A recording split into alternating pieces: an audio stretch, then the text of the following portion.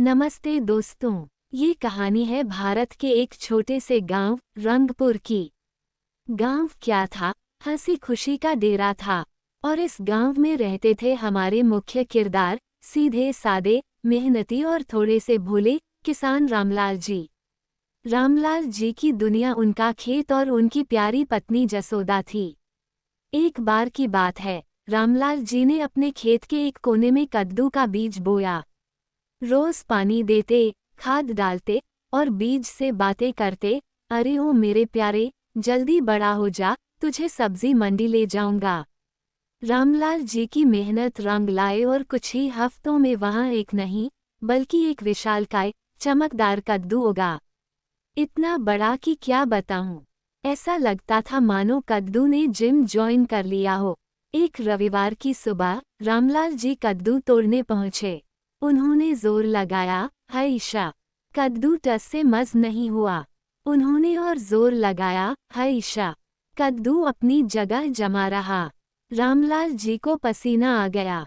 अब रामलाल जी भागे भागे अपनी पत्नी जसोदा के पास गए और बोले, सुनो जसोदा, खेत में जो कद्दू उगा है वो हाथ नहीं आ रहा।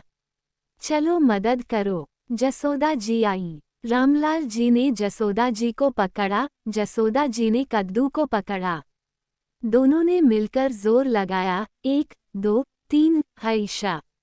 कद्दू फिर भी नहीं हिला। अब जसोदा जी ने अपने बेटे राजू को बुलाया। राजू ने अपनी छोटी बहन पिंकी को बुलाया। पिंकी ने अपने पालतू कुत्ते टॉमी को आवाज दी। टॉमी ने घर की बिल्ली मिन्नी को इशारे से बुलाया।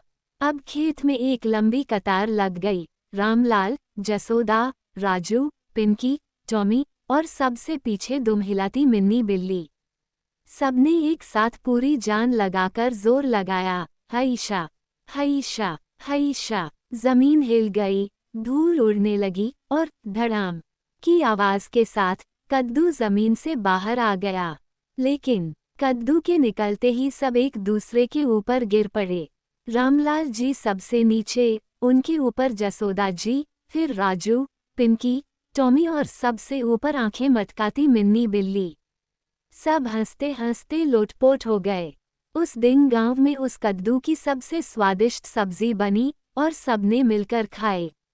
तो देखा दोस्तों, एकता में कितनी शक्ति होती है।